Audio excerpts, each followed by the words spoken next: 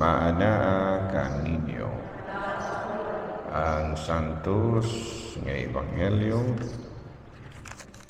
sumala ni San Lucas.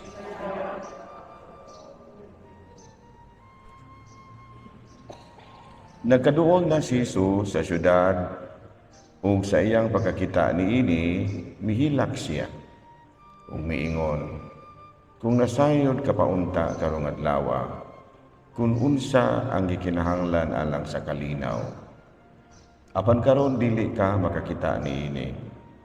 Kay moabot ang mga adlaw nga likusan ka sa imong mga kaaway ug alihan ka ug atakihon nila sa tanang dapit. Gunubon ka sa hingpit ug laglagon ang mga tawo nga nagpuyo diha kanimo. Walay usa kabato nga ibilin nila sa nahimutangan niini, kay wala nimo ilha ang panahon sa pag-anhi sa Dios aron pagluwas kanimo. Mga igsuon ko diha ni Kristo ang ebanghelyo sa Ginoo. Mga lingkod, sa ikaduhang higayon, good morning na usab kanaton tanan. So today we will be reflecting on some important points taken from the gospel. So ang ato karong unang pamalandungan kining giingon ni Jesus nga wala nimo ilha ang panahon sa pag-anhi sa Dios aron pagluwas kanimo. No? So sa mga butang di ay nga mo fail ta, ni fail ang mga nausato pa na wala kabantay sa mga Israelita, no, mga Jews. Ang panahon nga diin mi bisita, no, mianha ang Diyos sa ilang lugar o wala nila katagay o bili, no, kanang gisulti ni Kristo. And that's the reason nga magunog ang Jerusalem. And it happened really, kining giingon ni Kristo. In fact, kining mao nga gospel was written during the time nga gisulong ang Israel o gigunog. Kining nga gospel pagsulat ni San Lucas. Nasulat kini sa diha nga nahitabo na kining giingon ni Kristo nga likusan ka ug gun-ugon ingon niya. And that's the reason nga niingon si Kristo niya na ug tinuod gyud na. In fact, lagi kining maong gospel was written during the time nga nahitabo na ang giingon ni Kristo nga gun-ugon ang Jerusalem. So that is the first point alang pud kanato. That it has also be kanabitang aware, no, sa panahon nga may bisita ang Diyos aron pagluwas kanato. No, matod pa dito ko sa bukid, akong ipangutana ang mga babae dito. Ang babae dito ko sa Kasalana. Unsa man ang higayon nga na feel gyud nimo ninyo nga giluwas mo sa Ginoo. Tsaka na yung mga anak ni Padre. Mura man yung mamatay na tas kasakit. Pero niingon sila, dako kay silang pasalamat sa Ginoo kay wala sila mamatay. So feel yun nila na, no, matud pa akong ipangutana itong mga taga-Kansala unsa man na time nga na feel yun nimo nga gianhaan ka, giluwas ka sa Ginoo. Wala gina, no, katong nanganak kuno sila. Mura yun kuno ikamatay ni ilang kasakit kuno. And of course, that's true. There are times nga mura ba o anaan na kita naglingsod na o giluwas kita. Dili lang sa kamatayon siguro. There are many other ways nga giluwas kita sa Ginoo. Yan. Ako sa una, nag-eskwela mi sa mga istorya na malaman din nato. There were 3 of us ng eskwela. Ako rang usa sa Cebu. Sila sila sa Dumaguete. So, medyo nihit yung kayo. Nya dili pag yun parehos ron sa una, ug bahutdan kag kwarta, Wa jud kay mahimo, okay kaduulan. Kay kuan man, kanang wala may mga money transfer or whatever, tulo telegrama ra. Nya wala giingon nga instant money, wala. So, ang akong gihimo, simba ko kada adlaw sa Santo Niño. Adlaw kong simba. Gikan ko sa San Jose mo kong eskwela, no? University of San Jose Recoletos sa Cebu. Layo naman na. Ang simba ko kada adlaw. Nasulba ang problema kaya nga naman. O kabahin sa tuition fee, wala problema kay pwede raman na dili man na siya pwede diha dayon. Nya ang San Jose po dili kaya na sila kana bitang particular o kabahin bayad. Ang importante nga makapa-enroll ka unya ang imo mga bank accounts adto na nimo na bayaran igpa-enroll na pud nimo pohon. So madugay pa. Kini yung maintenance nimo. So, niingon man noon akong landlady nga. Nakabantay gyud gyud siyang galisod ko. Ingon siya nga. Hay may maayo og tuturan nimo ni ako ang mga bata. Libre ka balay, libre po kakaon, tagaan pag ikaw galawan ko agi. Murag mauna ni sulban sa problema. Ako na yung gidawa. So, although kapoy-kapoy lang ginoon kay pag humag pa ni hapon, imbis mo pahuway ka, matudlo pa man ko man kabukay ang bata. Upat. During that time, doon ay grade 1, doon ay grade 2, grade 3, grade 4. Sa San Carlos, kay kwarta kantahan man sila. Nag-eskwela San Carlos. So, ano to? Wala na ko'y problema sa kining balay, libre mong kaon. Libre kaon, dala na nag-snacks ana, mamudto, maghapon, pwede naman kong manghuong dito sa mga kusina, kay libre man lang kita. O balay, wala mo kay problema. So, nasunod ang problema. Ako itong di-attribute. Sige kong kasimba kada adlaw sa Tuninyo sa kuan kaning katedral. Ingon ni ana. Hantod ko na human. Ingon ni ana. So, ingon ni ana mga timpo ba nga imog yung giila nga kanang giluwas dukas Ginoo. Kaysa kad aso pero mga usa ka semester baya pug yung munas ginawa. Usa ka semester kung munas ginhawa ginako. Kay mahugdan man jud ka. Galupan naman ko self ko. Mahugdan man jud ka. Munas ginhawa jud pugong-pugong jud kay kaon ko ng atong gihisgutan, dili ko na ingon nga allowance. Kaon laliman kag wala kay kaon. So after pag-asikan siya, first year mo ba ito? Okay na. No? Kunya, dagang kayo mga paagi nga ang Ginoo mo kuan po nimo. Kanang mutabang yun. Niabot pa gani ko sa punto nga nangita ko mga singing contest. Mga singing contest. Naa mo ginay kuan. Kini gitawag o consolation prizes. Apil ko ng mga kanta-kanta, malagi ko ginagmay. Kanta-kanta mo ko sa una. Apil ko ana. Mga sa radyo, DYHP, DYRV, apil ko ana. Pang-allowance ba? Pang-allowance. Kay libre magkukaon. Yung mga allowance, ngita na po ko mga kung siya mga kuan na to ini. So, ang gihimo na ko, abot ko kog lapu-lapu og inapil og amateur kanta-kanta kay para ra gyud nga mabuhi ra gyud tanan nahimo ra gyud to nakagraduate mi tanan may mga kurso mi sila dres Dumaguete medyo dili kay sa lisod kay manhuyo Dumaguete ro naman ako gyud kay nagsibo-sibo man ko kumpate gyud ko dito pero nakatunan ingon ana so muna tan-awo nimo ang panahon nga diin giluwas ka sa Ginoo.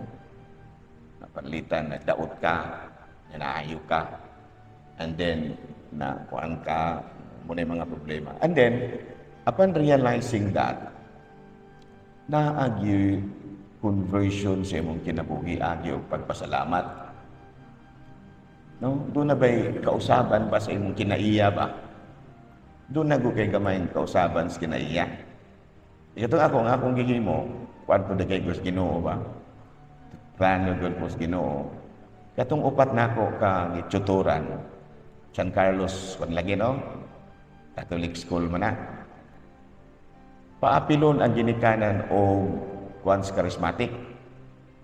Nung seminar ba sa CCRM, yung charismatic ko, mga ngilngig nga mga doktor, la Doktor Irisari nga mga kuan. Di man makalugar kay mga insect man, mga negosyante.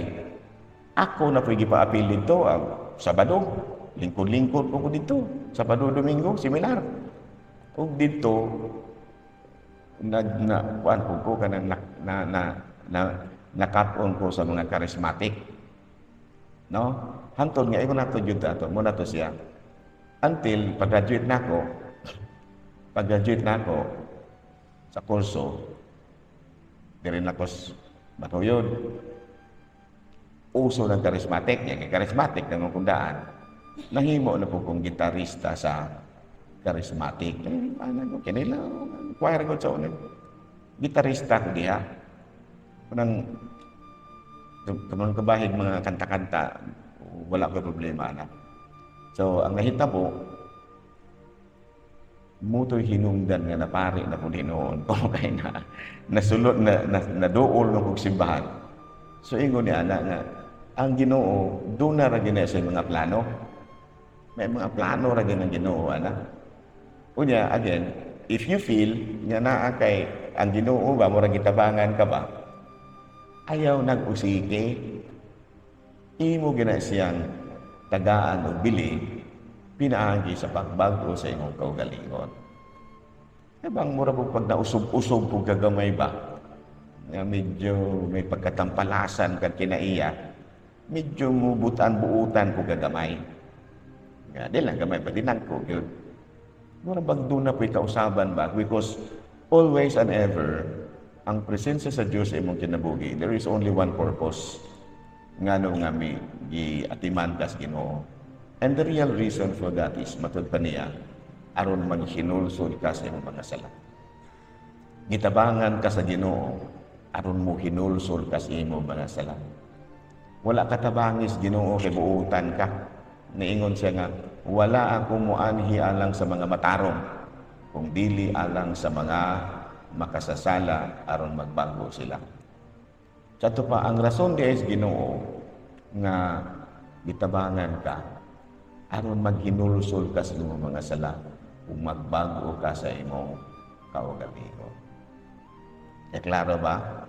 Muna siya rason. Dili kay gitabangan ka sa Ginoo na nalayo na noon kaniya, sipyat yung ka na.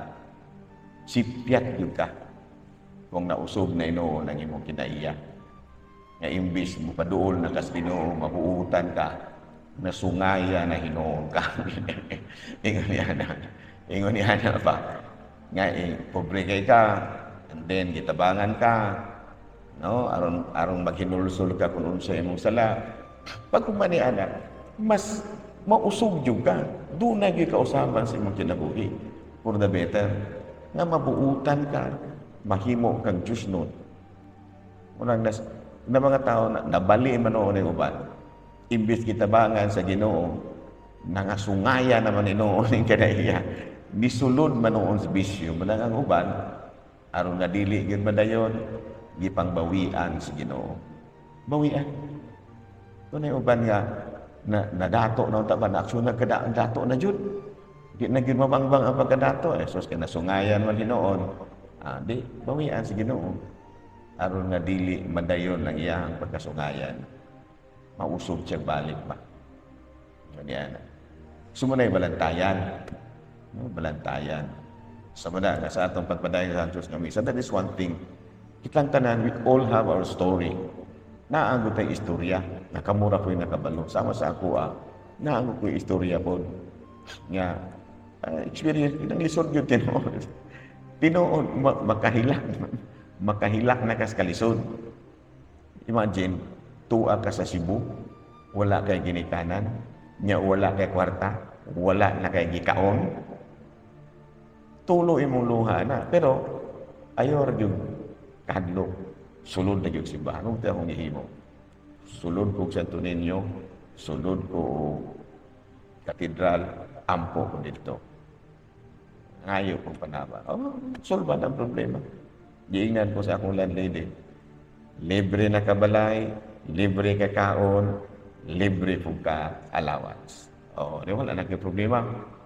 Karon kay kini lagi mo palit-palit po tag Disney. Di apil-apil po kong amateur. Mukanta man jud ko. Sa una kaluoy sa Ginoo, dili man jud ko muubo sa third, second, first pagani panalagsa. Champion ko panalagsa. Kanang kagdiway araw siya sa una, tulo man ko kasimanan na champion din ha. Sa kanta-kanta lang. Kanang gitawag og amateur. Mga gipagkanta na ako, mga Tom Jones, mga Engelbert Humperdinck na mga kanta, mga tinagko ba.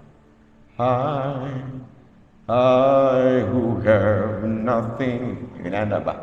Ana nga mga genre ba? Dili ko ganahan ang mga kanta ha. Dili na mo akong genre. Pero ni-adapt ko kay nga naman, dili man na pwede ng mga rock sa mga kawan, kan sa mga amateur. Mga Tom Jones man na. No? Ano ba nga mga tingo ko? I who have no one, adore you and want you so. Inana ba nga mga paningog ba? Pakpak ko mga tao, allowance dahil. Pang-allowance lang ako Doon ay uban ko ko mga kanta-kanta din ako. Din ako allowance din ako para ko hasway-hasway og gamay sa pag-eskwela. Kalois Ginoo, 5 ka tuig kuman. Wala na ko first year ako naglisod. Pero second sem up, wala na ko. Wala na ko problema. Nga naman, usara gyud ka butang, nidangop lagi ko sa Ginoo. Duol ko sa Ginoo, simba ko kada adlaw dito sa Santo Niño, simba ko kada adlaw sa katedral. Grabe. Grabe ko ka Diyos noon sa una. Grabe ko ka Diyos noon sa una, pero kaluoy sa Ginoo, tabangan ko. No? Klaro? Una siya. Una yung mga panahon na giluwas ko sa Ginoo sa kalisod. Kaluoy sa Ginoo, natiwas yun. Walay problema sa mama. Wa po ko nitugan. Wa po ko nitugan ni mama. Nakasala po ko ato. Wa mo ko nitugan nga na ako. Tunol-tunulan lagi ako ko nila. Masahe, malibad ko. Pero actually, financially, stable na ko when I was studying in Cebu. When the time wala na ko problema kabay kwarta. Pero pag first year, lisod ko. Pero simba ko kada adlaw, ngayon kong panabang sa Ginoo. Tipoy. Sa ingon ni anak. And then sa ako naging daingon, ayaw gyud mo og biya sa Ginoo kung nakadawat na ka. Kung medyo feel nimo gitabangan na ka, dugangi pa ang imong pagka-Diyos nun. Ayaw bibingon, ay sus, siya manitsa, kesya, umesya, ay, no. Ayaw, kung doon na kay grasyang nadawat, dugangi ang imong pagka-Diyos nun. Aron nga malipay ni mo ang Ginoo, kuan ka na saligan pa kaniya sa daghang butang. Manindog kaliho.